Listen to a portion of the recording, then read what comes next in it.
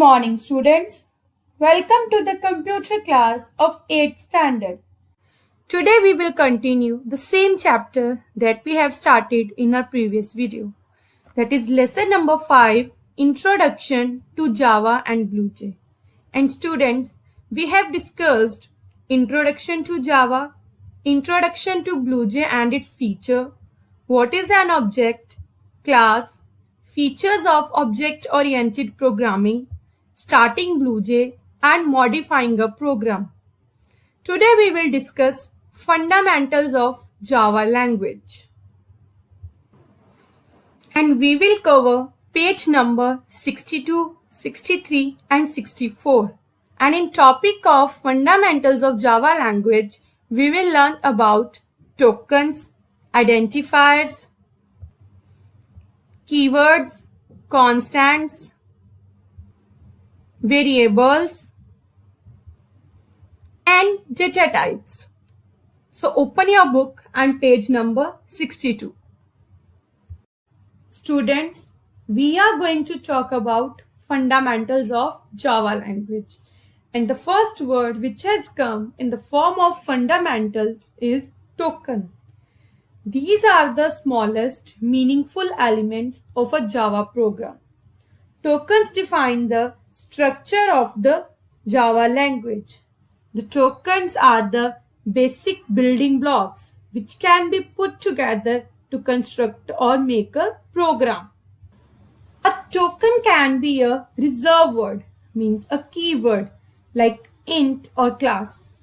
It can be an identifier also, like sum, I, means any name. It can be a constant or literal, like any value, 12, 13 or any other word. They can be variables also, like age, name, where we give the value to something. They are punctuators, like brackets, braces or semicolon. They are operators also, plus, minus, multiplication, division, etc. Now let's talk about identifiers. Identifier is any name given to a different components of a Java program. Identifiers are used to denote class name, method name or variable name. These are defined by the Java programmer. Students, we have some rules for naming Java identifiers. An identifier can include alphabets, digits, underscore symbol and the dollar symbol.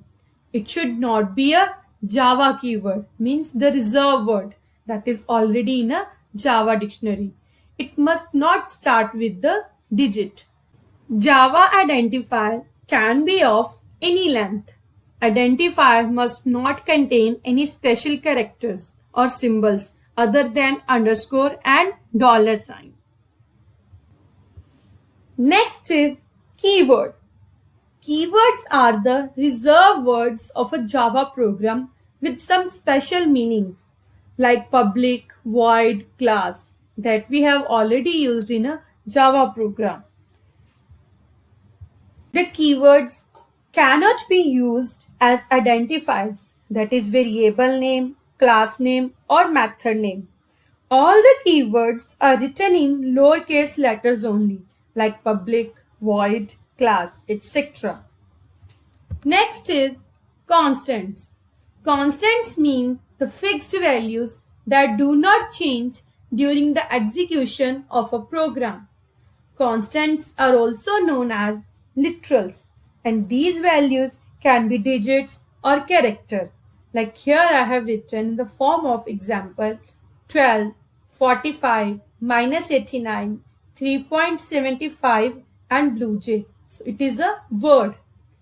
Students, we have two types of constants, numeric constants and character constants. Numeric constants can be integer or real constants such as 12, 5, 1.77. 1.77 is a real constant and 12 is a integer constant. So next is character constant. These values can be single character or string. String means multiple words, multi-characters. Single character constant is enclosed in single quotes like A with single quotes, F with single quotes, and string constants is always enclosed within double quotes like this word world I have written in double quotes, India is in double quotes. Next is variable. A variable is a named location in the memory which stores data temporarily. A variable has a unique name, a type, and a size, which is used to identify it in a program. It can hold one data at a time and can accept different values during the execution of the program. So let's understand with the help of this example.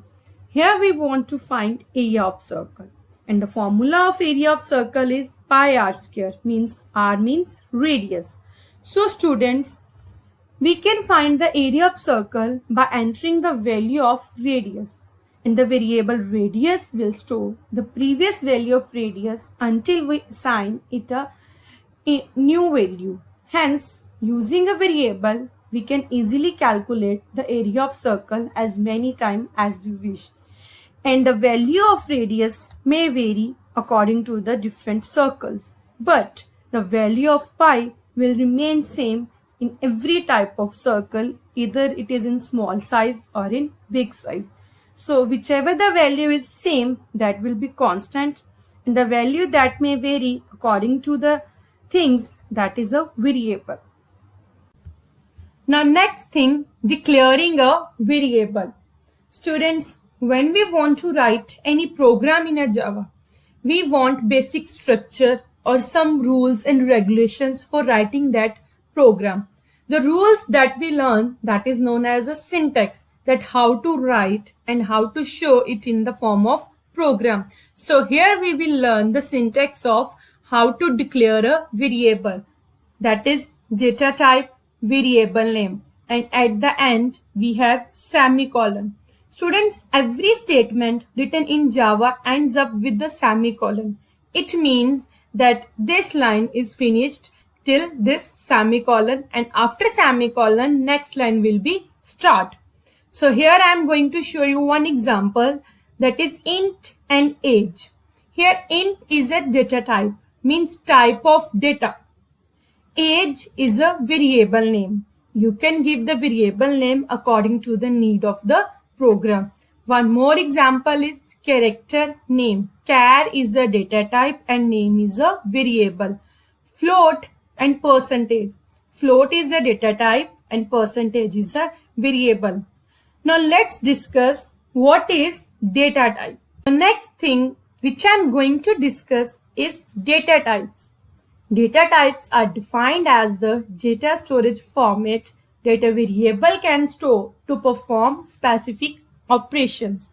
Means it determines the type of data that a variable can store. Each data type uses a Java keyword to be categorized. To utilize maximum amount of memory, Java provides a large number of data types. The main data types in Java are integer, fractional, character, and boolean. And the name that we use in the form of data type in a program for integer is int, fractional, float, character, char, C-H-A-R, boolean is boolean. Here we have different sizes for these data type, means how much data we can enter in such type of data type. In int, we can enter 2 to 4 bytes. In float, 4 to 8 bytes. In character, 2 bytes, and in boolean, 1 bit. Why 1 bit? Because at a time it give only one output, that is true or false. Means in int we can enter this type of data, means any number in positive or negative value. In float we enter decimal values like 4.5, 7.9. In character we can enter single character or string also. And boolean, as I have discussed, that is in the form of true or false. For example, int a, b, c.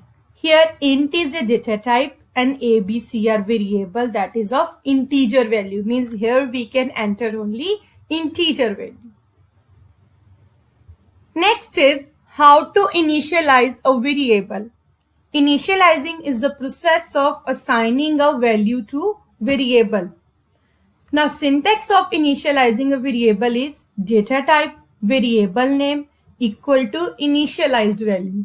Means data type that we have discussed now, that is in the form of int, character, float and boolean. Here age is any variable name that you can give according to your requirement, and 15 is a initialized value, means what is the age of that particular person whose we are talking about.